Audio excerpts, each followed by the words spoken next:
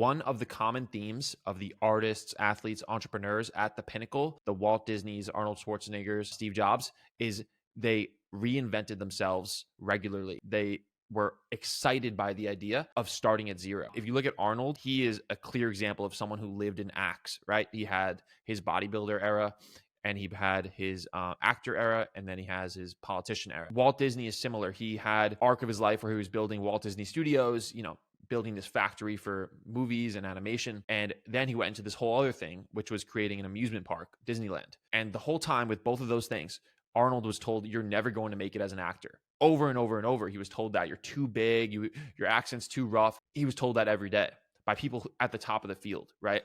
Walt Disney was told the same thing. He was told he was never going to make a theme park work. He was never going to make this crazy idea real. Even Steve Jobs, a lot of people don't even know that he owned Pixar. And he's really the only reason Pixar became Pixar. He funded it for 10 years as they tried to make Toy Story. That company was just burning money. And Steve Jobs kept them alive, and people told him over and over that he was not going to be able to figure out how to make movies, not be able to make computer animated movies, because that's what Toy Story was. Toy Story was the first fully computer animated film. And when you look more and more, there is a strange addiction to starting from nothing.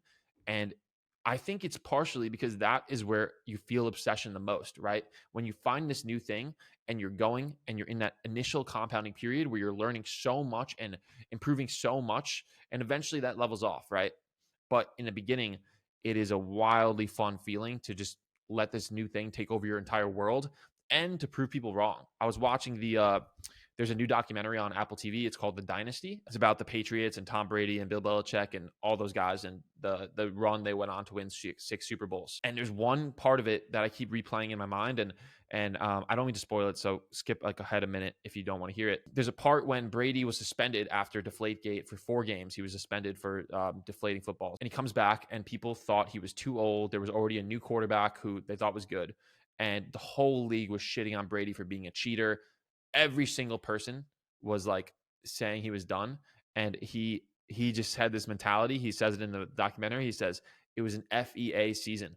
Fuck them all. And I just love that mentality. And it relates to the reinvention in that when people tell you you can't be something, you have to just say, fuck them all and go do it. And it's such a good feeling to prove people wrong. And look, I don't think I have that many people that doubt me, at least not to me. People are supportive to me.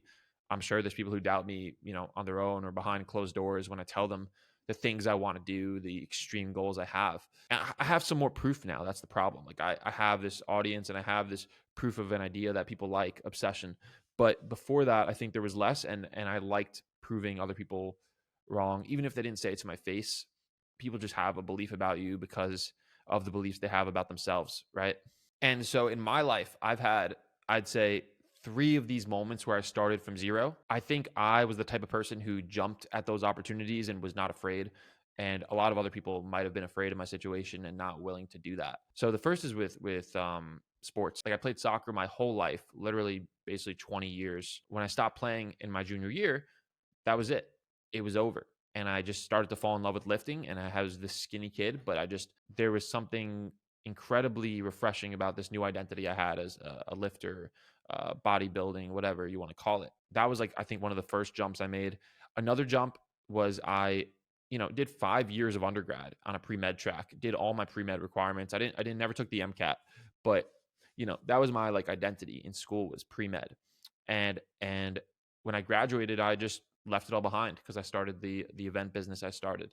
And, that is a thing where there's no status in the beginning. You're just this kid trying to make money, driving all around all weekend at events. I was surprisingly very ready to let go of that label of pre-med and all of that stuff right away once school was over. And it's funny because I think it's like in college, that label made me feel good. But once college was over, it was like, okay, the label basically means nothing now. Now I have to go do the work. And I just didn't need it anymore. And that enabled me to just start from zero on this whole new thing as an entrepreneur, if you want to call it that. And so those were the first 2 jumps I made. The next 2 jumps, which are more interesting, are me kind of going from being a lifter to a runner, where now I think I identify as a runner. I run every single day basically. And it is the sole sport and pursuit that I am obsessed with and addicted to right now. And, a year ago, I barely ran. I would run maybe a few times a month, never really got into it. There's something really cool about being a beginner and entering a new field, especially because I'm trying to do a lot with it with content and even business stuff. I love entering this brand new field. And because I have an audience, because I have my own thing, I don't need anybody. And there's definitely a huge running community. There's all these people, and I love a lot of them. They're awesome. But I love the fact that I don't need any of them. And I could just go in and do my own thing and enter this industry and kind of like that Brady attitude, like fuck them all. Like I can just prove myself with the times I get in races and prove the athlete I am. And, a year ago, I was nothing. I wasn't a runner at all. I love that feeling of having this new identity, having this new role, and just trying to prove myself from scratch. Then the fourth thing I'd say, the fourth identity change is going from like a writer online where I had this big audience through just writing and animated content to my face not being out there to now it's like my face is out there and it's out there every day. I'm posting it. It's getting, a ton of impressions. I'm getting stopped on the street now, people screaming obsession, which is fun.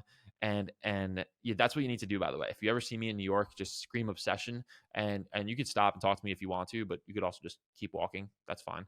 And that's been a really fun change that I'm still getting used to making these videos. Obviously I was started the year really hot and now I'm kind of getting back to the swing of videos.